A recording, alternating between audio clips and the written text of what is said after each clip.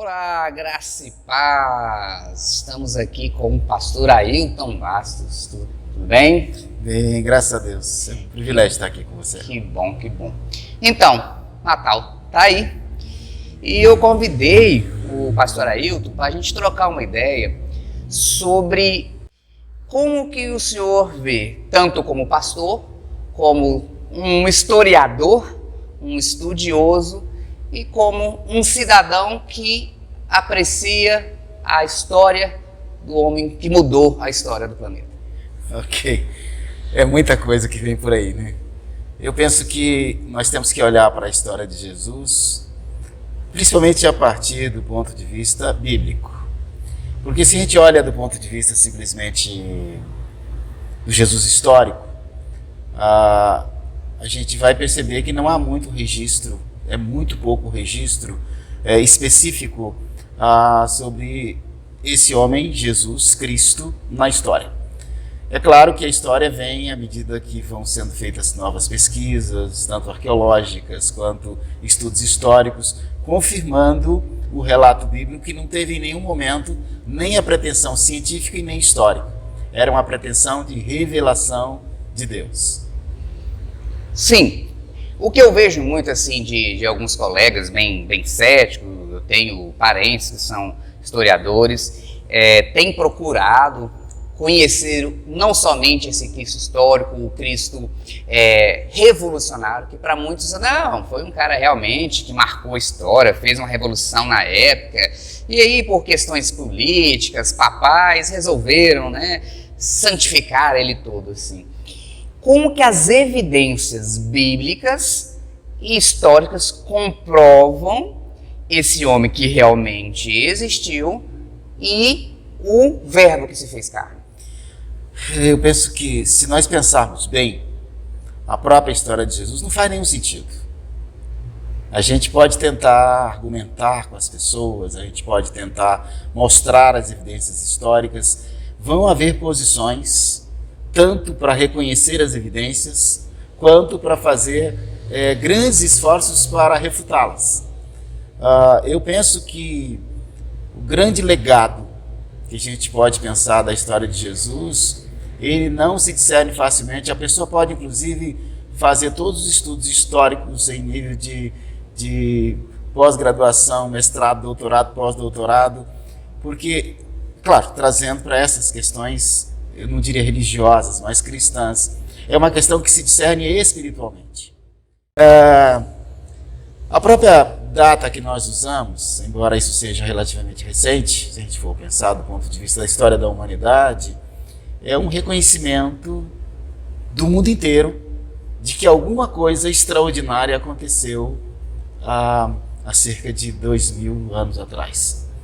Nós não podemos querer argumentar de que teria sido 25 de dezembro, que tenha sido naquele ano específico. Há divergências nesse sentido, mas muitas pesquisas, muitas evidências arqueológicas colocam aquelas pessoas narradas na Bíblia, aquelas cidades, aquelas autoridades, aqueles documentos, como um pano de fundo para algo que aconteceu nesse tempo. Essas são as implicações históricas. A implicação do ponto de vista da igreja, quando eu falo igreja, eu não estou falando da instituição com CNPJ, com fachada. Eu penso muito mais como esse movimento, ela tem uma marca que a gente pode pensar que tem 3 bilhões de pessoas no mundo com esse olhar. Se fosse simplesmente uma coisa engendrada, montada, eu penso que já seria tempo disso ter se desvanecido, né? Então, eu quero crer que, apesar das fragilidades que alguns poderiam apontar dos registros históricos, já no primeiro século a gente vê Flávio Joséfo, um historiador hebreu, ele fazendo referência a um tal de Cristo, ou a um tal de Crestos, que outros vão colocar assim, que morreu por Pôncio Pilatos. Então, a gente vai cruzando essas informações, embora isso não seja o objeto da fé, mas isso vai validando e vai nos ajudando a pensar nesse aspecto de Jesus não como sendo uma lenda, não como sendo um mito, mas como um homem que viveu aqui como nós, que andou nessa terra, claro, com algumas diferenças fundamentais que vão colocá-lo num outro patamar, diferente de todas as religiões e diferente de todos os outros que se passaram aqui, como profetas, como líderes religiosos e tudo mais. É porque eu vejo o seguinte, para nós todos ocidentais é muito claro o Cristo, né? Vamos dizer, o Ocidente é praticamente cristão, né? Mas quando a gente olha para o Oriente, que temos ali diversas religiões, eles até respeitam a Cristo, né? Mas vejam, mais um profeta, mas eu vou continuar com o meu Buda, eu vou continuar aqui com os outros, né? Que eu já tenho as minhas preferências, mas tudo bem, pode ficar com o seu. Como que nós, cristãos, podemos mostrar essa diferença de realmente ser o Verbo encarnado, o Messias tão esperado, e que não simplesmente foi um homem que fez boas coisas, que cumpriu o judaísmo? Vou dizer uma coisa chocante, não podemos. Nós não temos esse recurso. Nós podemos usar todos os argumentos. Se alguém não crê na Bíblia, porque o Cristo que cremos, ele é apresentado pela Bíblia como algo que vem uma revelação, são um conjunto de livros escritos num período de 1.600 anos, 40 autores diferentes, que tem toda uma convergência de uma revelação desse Messias, ou o prometido, lá do Antigo Testamento, e que nasce num momento histórico perfeito, que a gente chama de plenitude dos tempos, que tinha a ver com a Pax Romana, com as estradas, com a segurança, que permitiu, a partir daquele pequeno grupo ali, ter essa capilaridade no mundo inteiro. Por que eu digo que não é possível? O grande sofrimento e a grande angústia de muitos cristãos é como é que nós vamos provar isso. Não é possível. O que é possível é compreender o seguinte, essa é a visão cristã. Cremos que Deus, Criador de todas as coisas, é Senhor da história. E Ele se revela através da formação de um povo, e no momento exato chega o Cristo, o Messias prometido.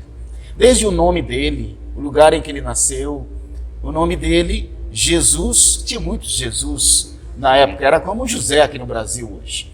Só que ele muitas vezes é usado o Jesus de Nazaré para fazer referência ao lugar, e o Cristo se referia a um título de um ungido de Deus, porque é uma revelação de Deus. Agora, e aí, como é que fica isso? Se não podemos, se não é possível.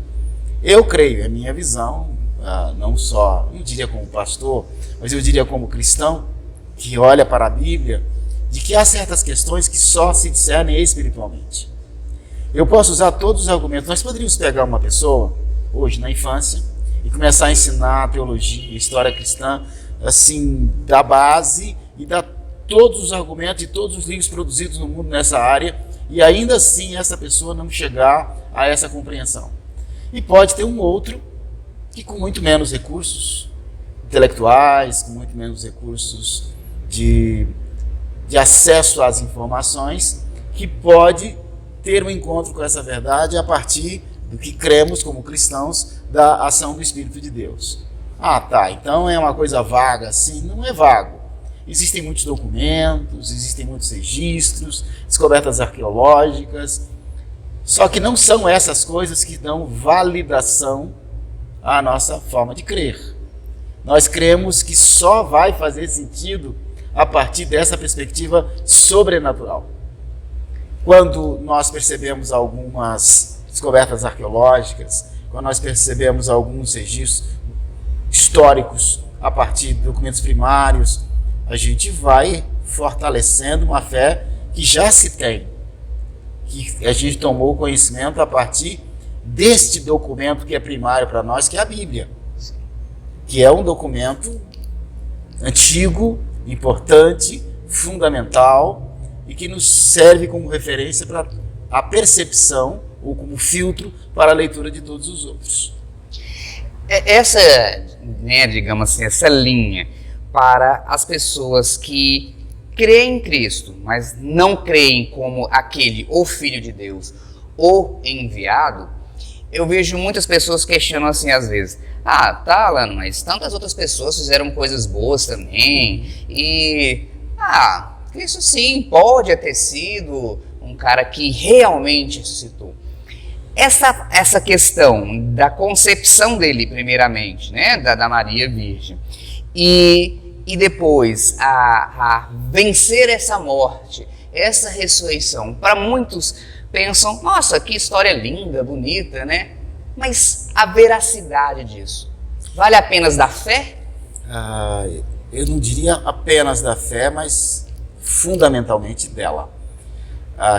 É muito simplista a gente olhar para a questão da revelação bíblica. Se formos pensar bem a história bíblica, a história de Cristo, ela é bizarra, ela é muito estranha.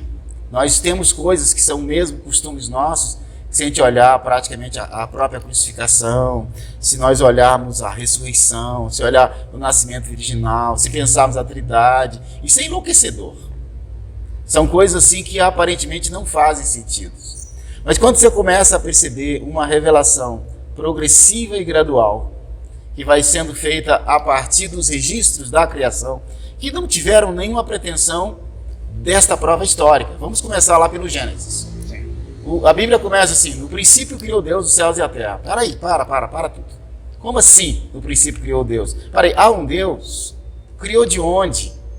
Porque não há essa pretensão. É como uma carta de amor, é uma revelação. Pressupõe-se que quem está tendo contato com aquele documento, ele já tem minimamente uma possibilidade de crer naquilo. Então, e ali mesmo, no livro de Gênesis, já começa a aparecer a história do Cristo. Já era um prelúdio, já estava dando sinais. Muito mais do que isso. De que era um plano traçado. Porque quando lá no Gênesis vai falar assim: façamos o homem à nossa imagem conforme a nossa semelhança, já está fazendo a referência de que é plural. Não há, embora sejamos monoteístas, mas há um Deus trino, em 3 pessoas. É o Pai, o Filho e o Espírito Santo. Jesus não passou a existir lá, naquele momento do nascimento dele. Ele se encarnou ali. E toda a Bíblia vai conduzindo para a formação de um povo, a organização de uma cultura, para que no momento certo ele pudesse vir. E ele veio e se revelou e não fez sentido para muita gente. É tão confuso que numa semana faz a entrada triunfal de Jesus em Jerusalém, ele é aclamado rei, as pessoas: Hosana, o que vem, Hosana, o filho de Davi. Na semana seguinte estão gritando: crucificam, crucificam, porque não faz sentido. Isso, de certa forma, poderia nos angustiar tremendamente, mas isso nos libera dessa angústia de querer provar para as pessoas de que é verdade. O que não podemos, no outro extremo, é dizer assim: já que não podemos provar, nós colocamos no mesmo nível de todas as outras verdades. Porque nós vivemos um tempo da pós-verdade, ou da relativização, ou da banalização dos conceitos. Eu posso, não somente pela tolerância religiosa, pelo politicamente correto, respeitar as outras posições e as outras religiões. O que eu não posso fazer é pegar esta revelação, riquíssima revelação bíblica, e tirar dela aquilo que foi apresentado ali, como se fosse: não, isso aqui serve, isso não serve, agora eu vou escolher isso aqui e colocar no mesmo patamar. É completamente diferente. É completamente diferente, não só porque divide a história em antes de Cristo e depois de Cristo, ou antes de Cristo e Anno Domini como ano do Senhor. Mas isso foi uma convenção lá na Idade Média. Mas mesmo os países orientais tiveram que se render a isso. Embora hajam outros calendários que não sejam o gregoriano, mesmo a China, mesmo Israel, mesmo os países de origem muçulmana ou islâmica, eles, de certa forma, por relações comerciais, culturais, tiveram que se render. Isso é uma prova? Não, mas pode ser uma evidência da força desse movimento que vem há há mais de 2000 anos. Né? Muitas religiões como se diz, renderam-se ao nosso calendário, às vezes até mesmo celebra agora, em dezembro, esse nascimento do Jesus. Porque muitas vezes nós mesmos, cristãos, às vezes não entendemos o Jesus, como Jesus, e o Cristo, né? Esse realmente o Filho de Deus. E aí a gente pergunta muitas vezes assim, ok, se ele realmente é este Deus no qual nós veneramos tanto, né?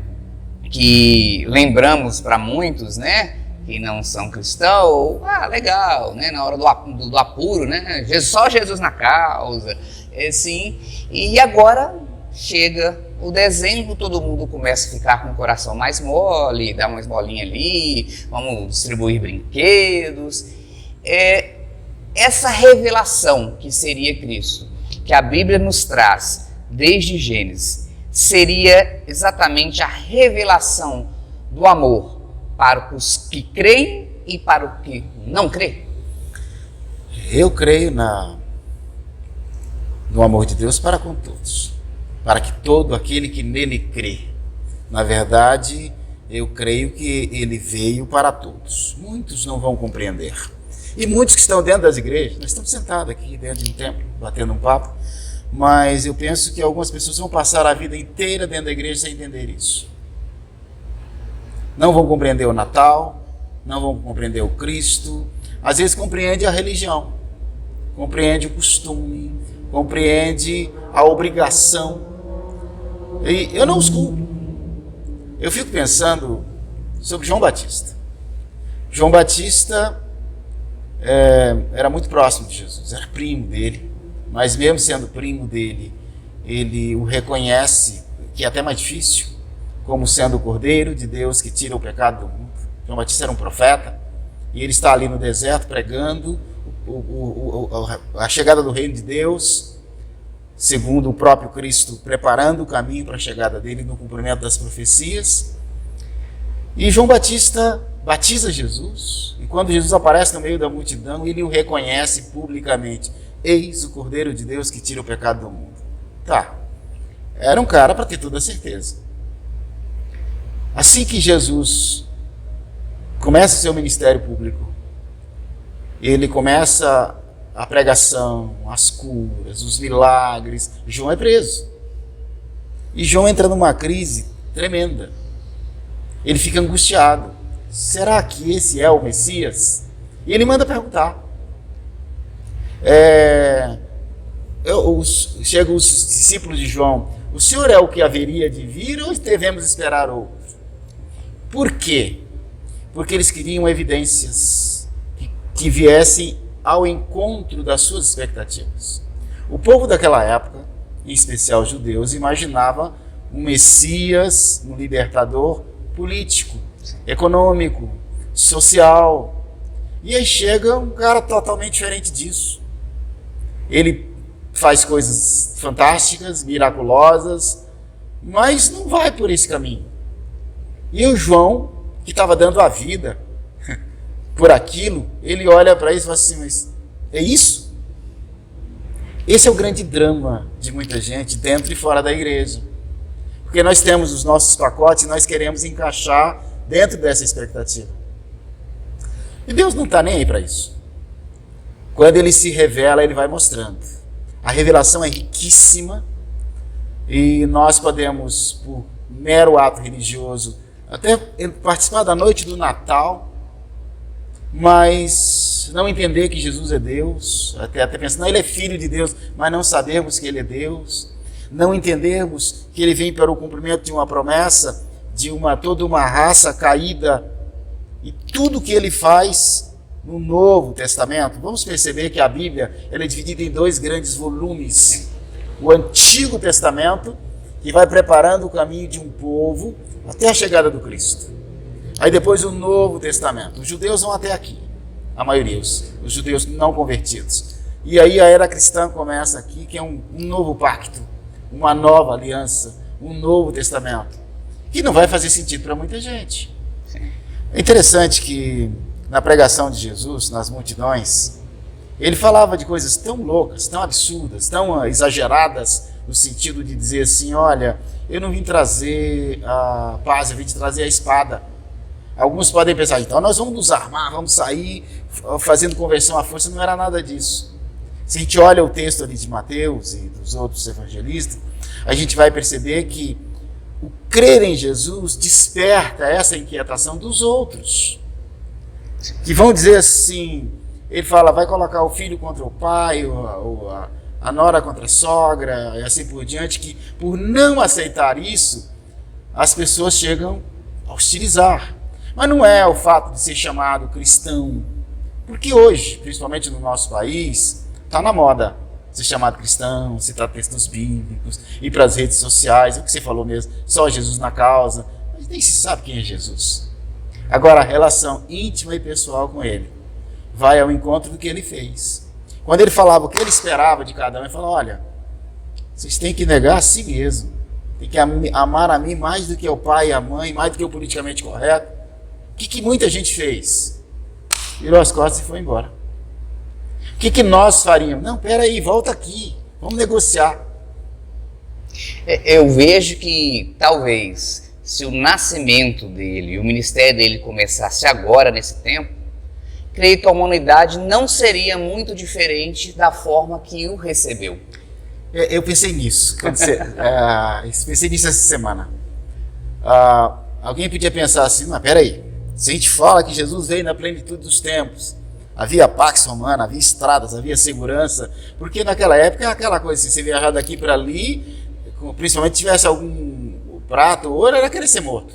Mas quando deu aquela equilibrada e conseguiu comunicação praticamente com o mundo inteiro, pensei, essa é a hora. A gente podia pensar, não, por que não agora? Na comunicação, nós temos aí os recursos, mas vamos pensar que nós vivemos um momento da pós-verdade, das fake news, dos efeitos especiais. Seria muito mais fácil hoje Jesus aparecer, digamos que ia fazer um milagre, uma notícia no mundo inteiro. No dia seguinte, tinha alguém fazendo parecido, com todos os efeitos, a confusão seria ainda maior. Eu não creio que as pessoas do tempo de Jesus, em última análise, fossem diferentes das pessoas dos dias de hoje. Culturalmente, tem muita coisa do desenvolvimento cultural, das cidades e do mundo como um todo. Mas a essência, a natureza humana, a maldade humana, a limitação para crer no sobrenatural é a mesma. Então, assim, crendo, agora vai a questão da fé. Que Deus está no controle da história, nem um dia mais, nem um dia menos, aquele era o tempo. Aquele era o tempo e Jesus escolhe uma turma. E a gente, quem trabalha com recursos humanos, ou gestão de pessoas, diz assim, caramba, mas que seleção mal feita. Os improváveis, né? Os improváveis. Ele vai dizer assim, aí, né? Jesus, ele é um erudito o aí. que você está fazendo? Com esses caras aí. Cadê os estudiosos, né? E aí ele abre mão de gente poderosa, gente erudita. Com quem ele mais tem problema? Com os religiosos, com as autoridades, que era com as quem pessoas acusava, né? que queriam colocar julgo sobre as pessoas. Nem todo mundo que falava no tempo de Jesus sobre Deus estava a serviço de Deus. Nem todo mundo que fala sobre Jesus e sobre Deus hoje está a serviço de Deus. Nem toda porta que está escrito igreja, ou que se pareça minimamente com isso, é uma agência do reino.